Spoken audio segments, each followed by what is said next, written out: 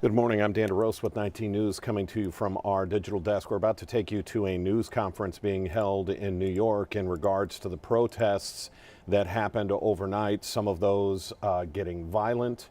Let's take you live as it looks like we've got the mayor of New York City ready to speak. Thank you so much, Tariq.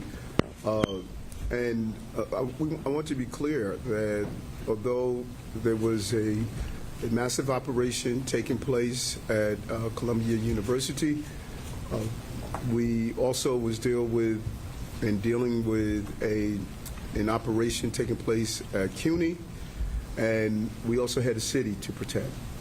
So this is not the department that will deal with one production at a time. There are a multitude of things that happens in a city of this capacity and magnitude, and you have to be a well-organized professional operation to deal with all of those encounters. And I just want to thank Commissioner Caban, the Chief of Department, Madry, Chief Shell, Commissioner Daughtry, First Deputy Commissioner and Casella, and the entire operation. And specifically, I just really want to thank Commissioner Weiner. She was the one that was monitoring the situation when I first started seeing the protests take place in the city. It just did not fit right. I saw similar indicators from the Black Lives Matters March when it was brought to my attention that there were those who came to the city to disrupt our city, and she was able, through her team, was able to conduct an investigation, and what I feared was actually materialized and actualized by those who were on the ground. And I know that there are those who are attempting to say, well, the majority of people may have been students. You don't have to be the majority to influence and co-op an operation. That is what this is about. And so if we want to play the word police, you could do so. I want to play the New York City police, where we're going to protect our city from those who are attempting to do what is happening globally. There is a movement to radicalize young people, and I'm not going to wait until it's done and all of a sudden acknowledge the existence of it. This is a global problem that young people are being influenced by those who are professionals at radicalizing our children, and I'm not going to allow that to happen as the mayor of the city of New York. So the men and women of the New York City Police Department should be proud of yourself. At the request of Columbia University, after speaking with them throughout the week, at their request and their acknowledgement that outside agitators were on their grounds training and really co-opting this movement, at their request, we went in and conducted an operation to allow Columbia University to remove those who have turned the peaceful protest into a place where anti-Semitism and anti-Israel attitudes were pervasive. Approximately 300 people were arrested at Columbia and City College. We are processing the arrests to distinguish between who were actual students and who were not supposed to be on the ground. And we pointed out yesterday these external actors with a history of escalating situations and trying to create chaos, not to peacefully protest, but create chaos. If you were at City College and you saw the bottles, the garbage cans, the other items that were thrown at police officers, those police officers showed a great level of discipline to not allow this to evolve to an out-of-control situation. As we pointed out yesterday, they are attempting to disrupt our city, and we are not going to permit it to happen. And we're proud to say they have been removed from the campus. The NYPD's precision policing ensured that the operation was organized, calm, and that there were no injuries or violent clashes. And to be clear, this is not our analysis of what took place last night. National independent journalists acknowledged what the police department did yesterday, and they were on the ground to see it. And I want to be clear, that we will continue to use this level of professionalism. And we saw the intersectionality of all the things we have been working on. Drones allowed us to do a complete analysis of the Hamilton building and the location. We were able to know how to precisely go in and conduct the operation, making sure the encryption of our radios, because they were not able to monitor and hear our deployment tactics. It allowed us to have the element of surprise that we went on the ground, training with our CRT team, precisionally knowing how to go in and conduct a professional operation. We didn't wake up and executed a plan. This is a plan that has been put in place since January 2022, when we understood our police department had to be prepared for uncertainties like this. And so the request we received in writing could not have been clearer. Well, those who broke into the building did include students. It was led by individuals who are not affiliated with the university. The school needed the NYPD's assistance to clear Hamilton Hall and the encampments outside. A dual operation on the grounds that took place successfully, clearing the tents, taking back and reclaiming Hamilton Hall. And we said from the beginning that students have a right to protest, and free speech is the cornerstone of our society. But as our major concern, we knew and we saw that there were those who were never concerned about free speech. They were concerned about chaos. It was about external actors hijacking peaceful protests and influence students to escalate. There's nothing peaceful about barricading buildings, destroying property, or dismantling security cameras. We cannot allow what should be a lawful protest to turn into a violent spectacle that saves and serves no purpose, as I said. There's no place for acts of hate in our city. We made that clear. That's from anti-Semitism to Islamophobia to anti-Sikhism and other communities. Dan DeRosa with 19 News, as we continue to hear from the mayor of New York City talking about last night's events. So we're also keeping our eye on a live picture out of UCLA, and we're about to get a live report from one of our sister stations out there. We've been seeing police there removing an encampment in that area.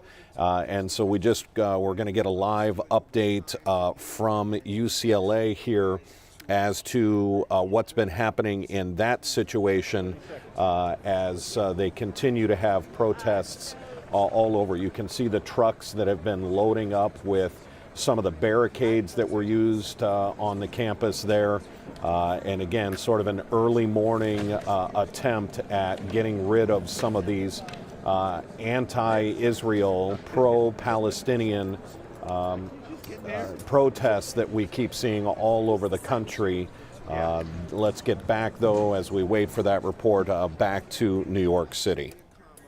In the full sentence of public protection in the city, this is not a celebratory moment.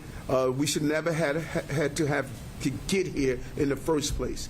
We can't create environments while children could be in danger, and we must push back on all attempts to radicalize our young people in the city like we're seeing across the entire globe. Commissioner, thank you for a job well done, and turn it over to you at this time. Good morning, and thank you, Mayor Adams. So yesterday, the NYPD received written notification from both Columbia University and the City College of New York. The situation on their campuses had deteriorated to a point where the safety of their students, faculty, staff, and the public was at risk. So last night, at both schools' requests, the NYPD entered the campuses and removed protesters who refused to leave the area. Approximately 300 arrests were made, with preliminary charges ranging from trespass to criminal mischief to burglary. At this point, we don't let the criminal justice system play out. But as we said last night, the universities worked for weeks to negotiate with the protesters, to resolve the situation, and to restore order on their campuses. But once it became clear that public safety was a real concern, especially after the protesters escalated the situation by breaking and entering into a university building, the NYPD was called in to do their job. I just want to say to the men and women of this department, thank you. Since the terrorist attack of October 7th, the NYPD has responded to more than 2,400 protests and demonstrations across this city. About 1,100 of those were related to the situation in Israel and Palestine. And at every one, we've worked to keep protesters safe and protect their First Amendment rights. At the same time, we've worked to keep our residents and workforce safe, to make sure our neighborhoods have full access to emergency services, and to keep life moving in the largest city in the nation. This isn't easy work, but no one does it better than the men and women of the NYPD. Lastly, I want to thank the officials at both Columbia University and City College for their efforts with the developing situation, their continuous and open communication with everyone involved, from the protesters to their students and staff to city officials, including the police department, was all about public safety. And at the end of the day, that's what we're focused on. Our job is to keep people in our city safe, and the NYPD is ready to do their job anywhere and anytime we're called upon. They tried to lock us out, but the NYPD and the people of the city of New York will never be locked out, and we will always work together to keep our city safe. And with that, we'll take questions. Marshal Kramer?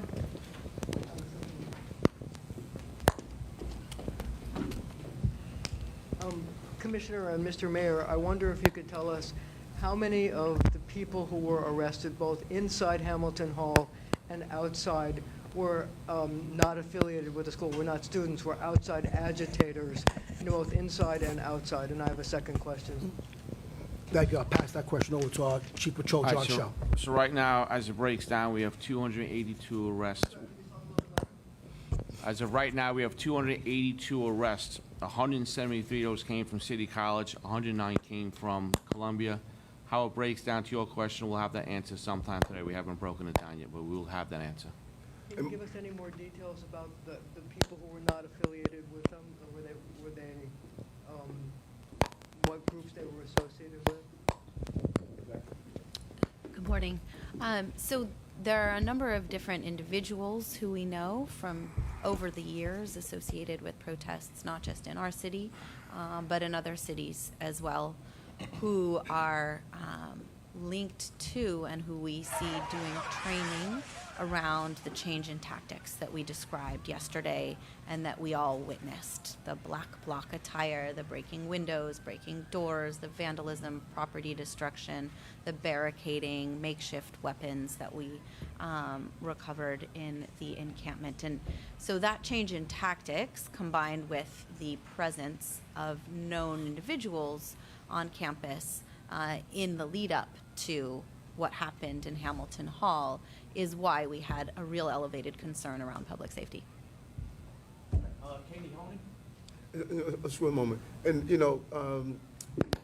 Marsha, we know that the terminology of outside agitators was used during the civil rights movement, and people attempted to show that the movement was not legitimate. So we understand that. But this police department cannot get caught up on what's the political correct terminology. We have to be caught up on public safety. There were individuals on the campus, should not have been there. There were people who are professionals, and we saw evidence of training. We saw a shift in tactics that were being used.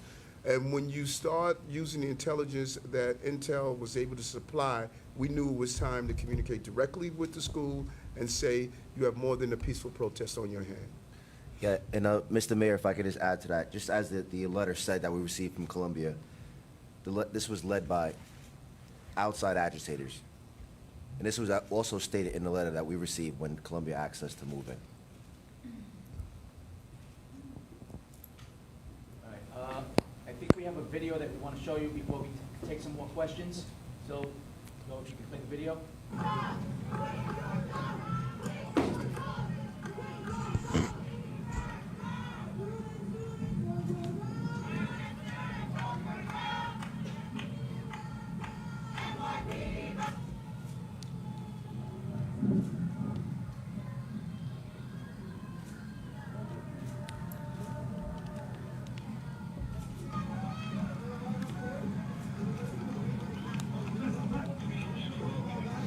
So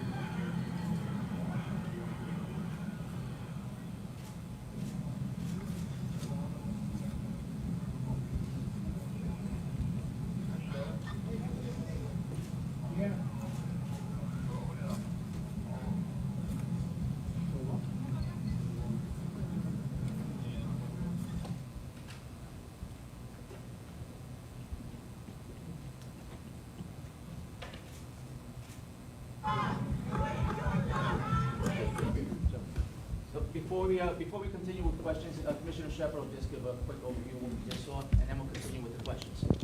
Yeah, the reason why we just showed that video is that a lot of arrests made, almost 300 arrests made last night, and what you see is the overwhelming majority of those arrests that were made without incident. No injuries, no real scuffles with police. It was just an amazing job again, and kudos to Chief Arambulis and his team, SRG, and ESU, and obviously Commissioner Daughtry leading, and Chief Shell leading the CRT last night. So make no mistake about it, this is a very difficult operation, but we made it look like that it wasn't problematic. And the reason was the skill of the cops that were out there last night.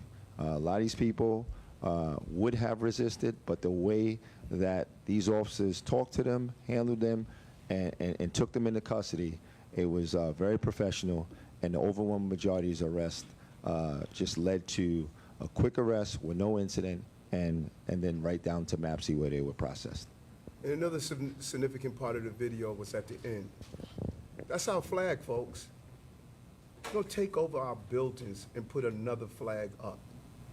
That may be fine to other people, but it's not to me. My uncle died defending this country, and these men and women put their lives on the line. And it's despicable that schools will allow another country flag to fly in our country. So blame me for being proud to be an American. And I thank Commissioner Daughtry for putting that flag back up. We're not surrendering our way of life to anyone. Katie Honan? Could you just, I wanted to just double back on the outside agitators. I know you said you'd identified some people. Why is it so difficult for the NYPD to say X amount of people were outside agitators, especially since you've identified them? The mayor's been talking about them for more than a week. And secondly, blocking reporters from covering the events, then tweeting out your own videos, showing us this video. It's different than what we were seeing outside, especially the use of what seemed to be use of force from the police. Is that part of the NYPD's attempt to control the narrative, which I know some of the people in the dais have talked about before? But I guess first with the outside agitators, why is it so difficult to just say 10 people, 20 people, especially if, as you say, they were leading the occupation of the building? Yeah, so, I think it's not difficult to say that we know certain individuals that are well known to us who have been involved in what we assess to be training, especially around a change in tactics. We're in the process of sorting through all of the data that we recovered last night. So sifting through the names of everybody and were they affiliated with the school or not, that takes time, and we want to make sure that we're giving you accurate information. But I think the larger point is really important, which is this is not about students expressing ideas. It is about a change in tactics that presents a concern and a normalization and mainstreaming of rhetoric, and I'm not just talking about language, I'm now talking about tactics, and that's what shifted our response yesterday. But a normalization and mainstreaming of rhetoric associated with terrorism that has now become pretty common on college campuses, right? You see people wearing headbands associated with foreign terrorist organizations. This happened in October when you had a viral TikTok reissuing of Osama bin Laden's 2002 letter to America. So that's a larger concern. It's separate from what happened yesterday, but they're related.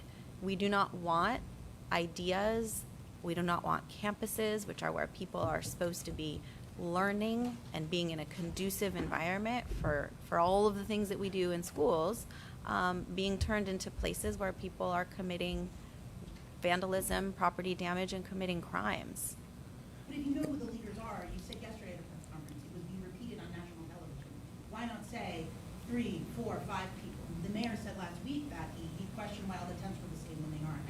It's this question of outside agitators. It's been a prevalent message being shared by the NYPD and City Hall. So can you offer us any more insight into it beyond just a lot that they sold to Columbia students since the bike box? Let me be very clear. This is an ongoing, evolving investigation. The Intelligence Division must be extremely sensitive about information they release. Our goal is not to ensure you get a good story. Our goal is to make sure that we tell the right story. There are people that we have been watching in organizations that are not part of the campus. We've been very clear. There are individuals and organizations that are not students. We're seeing a shift in tactics that are being used, destruction of property, destructions of cameras, and so many other things. We saw paraphernalia and pamphlets about disruptions. There's a series of things that the Intelligence Division has brought to make a determination that there's an influence going on right now. Now, we know that people would rather us put in a neat little bow, but that is not the way law enforcement operate, and we're not going to release any information that is too sensitive to release at this time. We know there are outside individuals that have been influencing this issue. And Yeah, Katie, Commissioner. the second part of your question when it comes to the press. So just take you back through yesterday.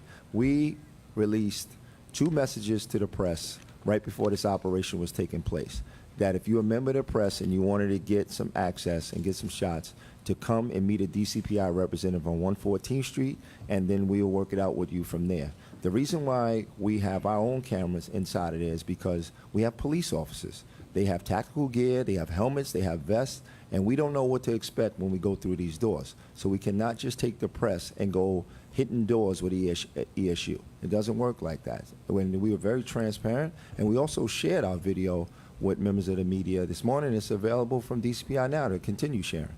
All right? And Commissioner, let me just add on to that. When we, and Carlos, you can chime in if you want, but when we took action on NYU, when we received NYU's letter that they wanted to declare their encampment, when I tell you my own personal opinion is that the press kind of got in the way of our operation. There was hundreds of views getting in the way of officers as they were trying to make arrests. Okay, well, I'm saying it was more than 50, and we got video to prove that. So thank you, Commissioner Shepard, for getting the press together so we can know where the press is at, and that we don't confuse them with the students or protesters. Thank you. Oh, thanks.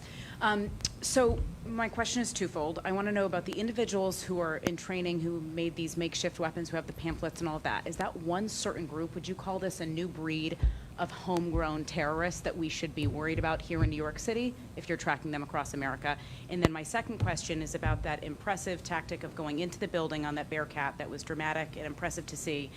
Was there something about the timing of when you did that? Can you paint a picture of what was going inside, what you could see on the drones? With those makeshift weapons, was violence imminent, and did you think at that point you have to go in? Yeah, no, I mean, I think it's really important to very, in a nuanced way, describe what we're seeing, and I wouldn't describe it as a new breed of homegrown terrorism. There is, though, a concern around radicalization, as the mayor and the police commissioner have conveyed, I think, very effectively. This is a time when, if you have, and to your point about being more specific, last week there was the wife of somebody who had been convicted for material support to terrorism on campus, and we have no evidence of any criminal wrongdoing on her part. But that's not somebody who I would want necessarily influencing my child if I were a parent of somebody at Columbia, or the individuals who are involved in doing some of this training and tactical awareness activity. These students don't come in the doors knowing how to barricade themselves behind barriers that they've created, right? These are all skills that are taught and learned, and that presents a problem. And so, this is not about policing ideas in any way, shape, or form. It is about recognizing when there is an actual public safety concern. And we mentioned this yesterday, but it's worth reiterating to the protesters themselves. If you're barricaded in a building and an emergency happens, there's a risk to you. So it's specific, and we have to be calibrated, but we also have to be open and honest about what we're seeing, and we're seeing a trajectory that concerns us.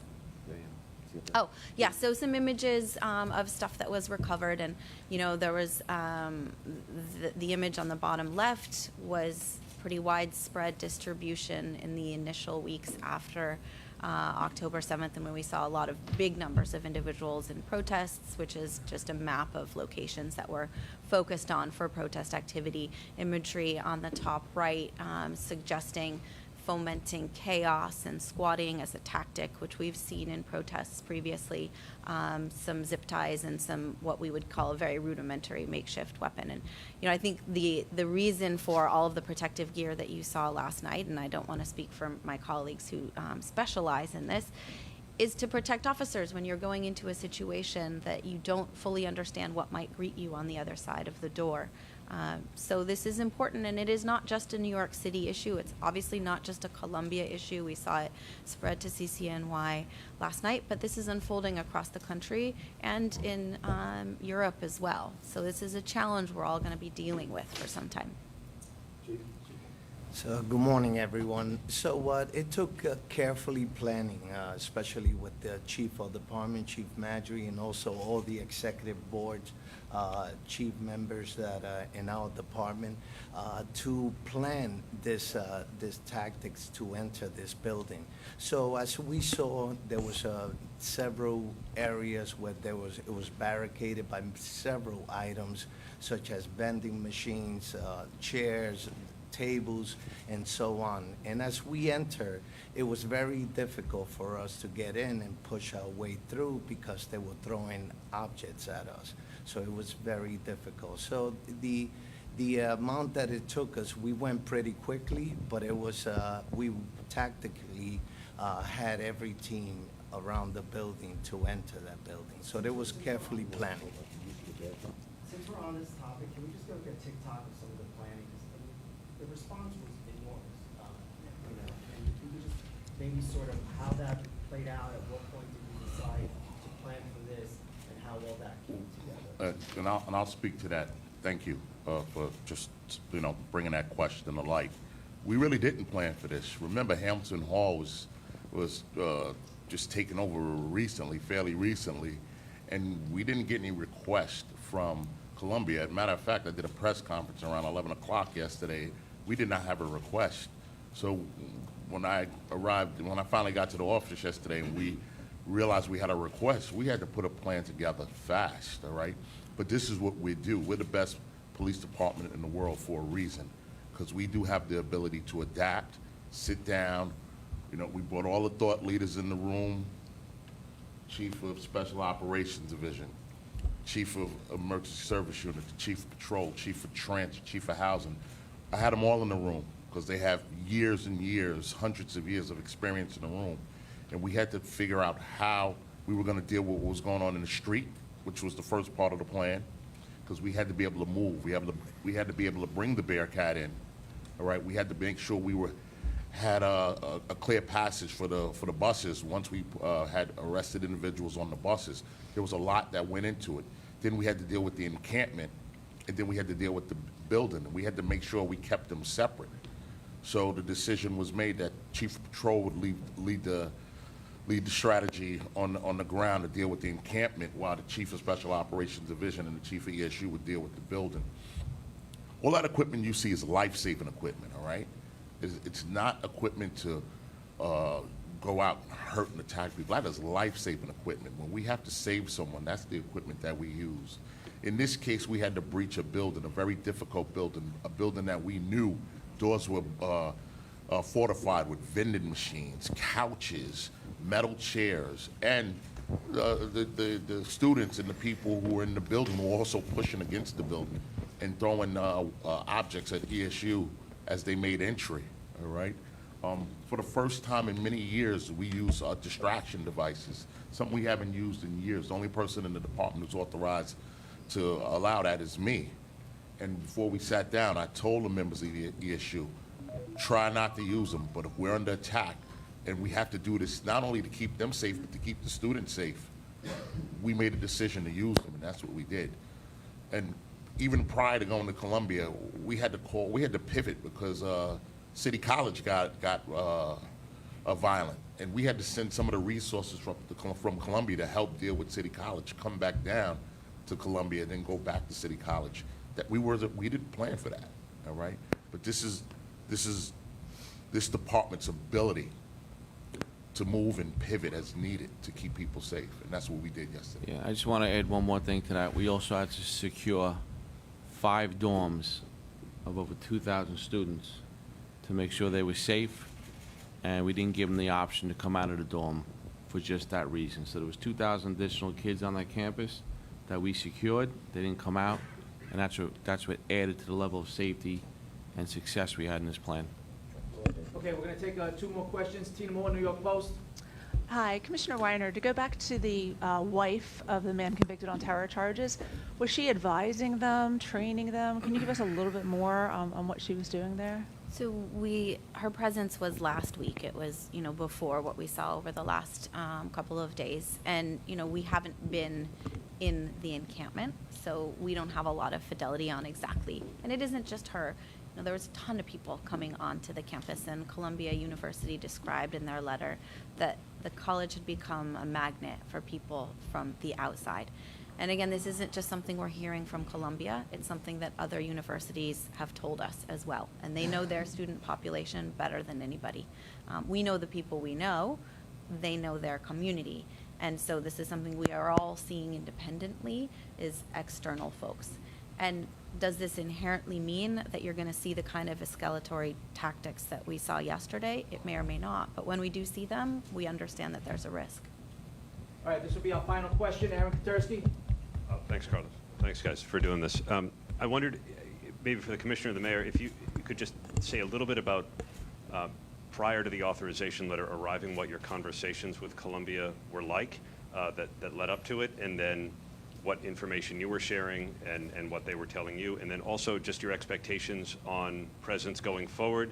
How many officers remain on campus? It seems like you're authorized to be there through commencement. What's your expectation about what you're going to have to do in the next couple of weeks?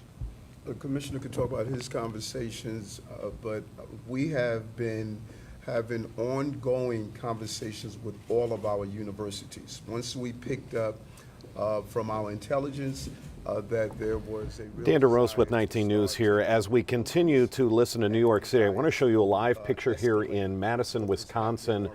This is the University of Wisconsin. We're starting to see some movement here. Again, this is yet another anti-Israel, pro-Palestine demonstration going on. And we're seeing that they're pushing a line of police officers off, and we can hear cheering, a little bit of cheering there, pushing these officers and looks like Sheriff's Department away from this area on campus. And we just wanted to bring just this live picture again, University of Wisconsin. This is Madison, Wisconsin, where demonstrations are ongoing, as we've seen this across the country now. And we wanted to bring it to you live just in case something happened on the scale of what we saw in New York City last night. This appears, and we're not getting very good audio, but there seem to be some announcements being made. Let me see if I can boost this. my microphone is on. Can you guys? We're hearing from the reporter that's on the scene Mark's there camera using his going. microphone, but again, they're just, when we talk about numbers, this in no way is on the scale of what we saw at Columbia. If I had to guess, we're looking at maybe 75 to 100 protesters here on the campus of Wisconsin University in Madison. The Sheriff's Department looked like they had been approaching what we're going to call this quad area, and then all of a sudden they quickly, as we get the audio now, they quickly sort of retreated or pulled back. Just want to listen for any announcements maybe.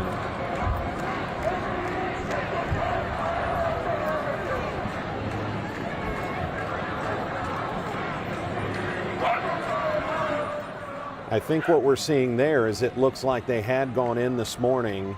I'm guessing those are tents and tarps, so it looks like it had been cleared away, possibly by the city.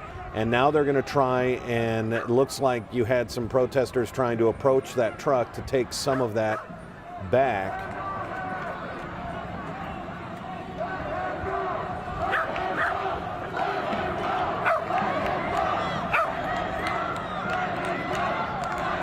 They're chanting, "Let him go," so it looks like at least one arrest has been made. We can see a group of deputies leading at least one individual away there.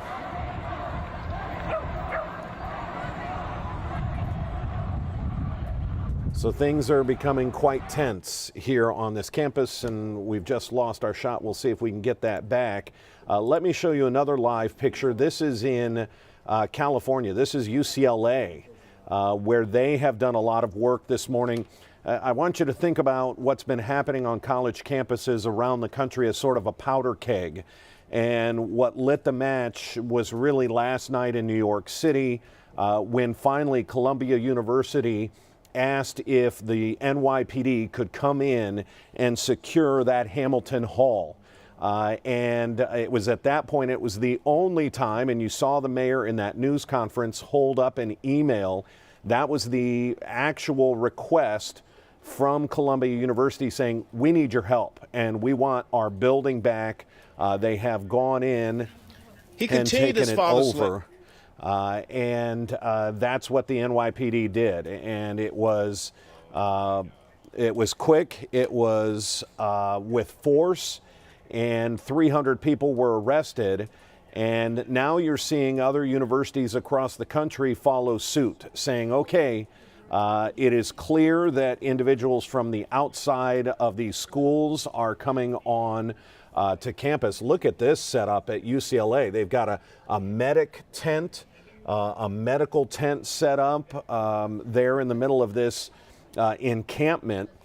And from the New York City's perspective, from the NYPD's perspective, the second that they noticed that there were outside agitators, they called them agitators, people who were coming in and teaching the students how to make weapons, teaching the students how to barricade that building.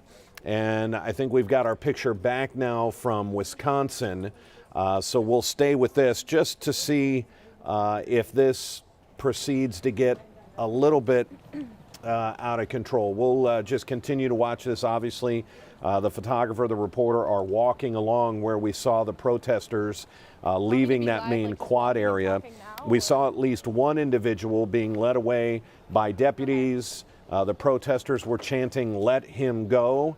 Again, these are live pictures on the campus of the University of Wisconsin. This is in Madison, where they too, much like schools all across the country, have been seeing protests on an uptick. And I just want to listen in here as they get closer to these protesters. All right, they're going to have us live in a second.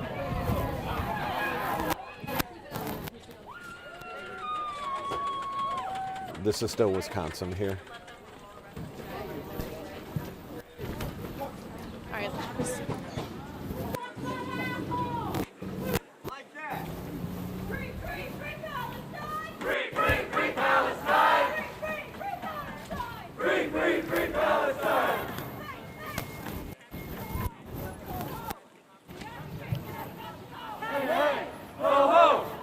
occupation has got to go. Ho, ho. The occupation has got to go. Hey, hey. Ho, ho. The occupation has got to go. Hey, hey. Ho, ho. The occupation has got to go. Hey, hey. Ho, ho. The occupation has got to go. Hey, hey. Ho, ho. The occupation has got to go. Hey, hey. Ho, ho. The occupation has got to go. Again, Dan DeRosa with Channel 19 here. You're watching live pictures coming out of Madison, Wisconsin, the University of Wisconsin, where protests heated up a little bit. It looked like one of the encampments had been cleared in that community this morning by police. We saw a truck. Let's listen into the report. Kind of dispersed from the main group that was by Memorial Library. They were following one of the protesters who And we've just lost that shot. We'll see if we can get that back as that reporter.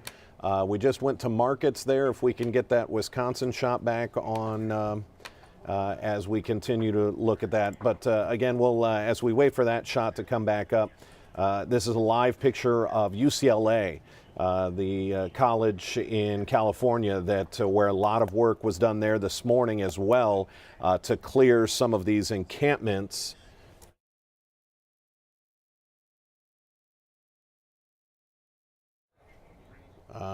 Where we've got obviously multiple campuses across the country. But last night really seemed to be the tipping point when New York City decided to go back in and overtake Columbia University and the protesters there. It seemed to spark a movement across the country where first responders had said, okay, enough is enough. And that includes here, you're looking at live pictures. Still a crowd. The crowd that we met in Wisconsin. Here's a live report. That would be the west side of Memorial Union. They have rejoined now, walking back onto Library Mall. And law enforcement, again, is removed from here. The scene at the moment, I believe there's still a tent all the way over on what would be the south side of the lawn here. And I believe that is the last remaining tent that is up. Earlier, before we had that scuffle going towards Memorial Union, there was that tent sitting there, and it was falling to pieces, so I'm not sure. I can't have a good view of it at the moment. We can walk over there, Will, if you want to try to see it. But this is the scene. Once again, we are looking here at Library Mall on the UW campus. As we keep walking around, there is no more tents. Earlier before, something I did notice that was kind of striking for a scene like this, the amount of garbage and trash that was strudelled across the lawn here was absolutely incredible to see. And now, within the past 10 minutes, almost all that garbage has been picked up. I'm not sure who is taking that away. As we walk back over. Oh, I thought he yeah. was pissed because we were taking it back.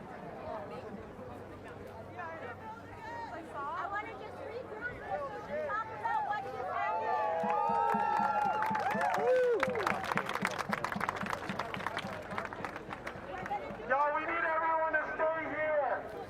We know there's still cops on our campus, and what do we say to that? Fuck that! Fuck that! We apologize for any language here. Obviously, these are protests all around the country. You're looking live at the University of Wisconsin, where a lot of movement, much like a lot of the campuses across the country, where police have finally said, okay, you're protesting, you were able to get your opinion out, but at this point, enough is enough. That's what the message was in New York City, especially because they knew for a fact that on the campus of Columbia University, there were people who were not students there. They're basically saying it's one thing if students want to protest. They're there, that's their school, they want to protest. But New York City had information of outside agitators who were even coming in, teaching them how to make weapons, how to barricade certain buildings, what targets were vulnerable. And that's when New York police said enough is enough, and they went in and made 300 arrests last night. We're going to keep our eye on the situation across the country because it is sort of at a fever pitch, and it is, we're seeing a lot of these being broken up. If anything major were to pop off, were to happen, if these were to escalate, we will come back live on our digital properties. Make sure you tune in at 11 o'clock on CW 43 for the very latest. That's just 45 minutes from now. And then our noon news on Channel 19. Until then, I'm Dan DeRosa with 19 News. Have a good afternoon. Stay safe. 19 News is everywhere.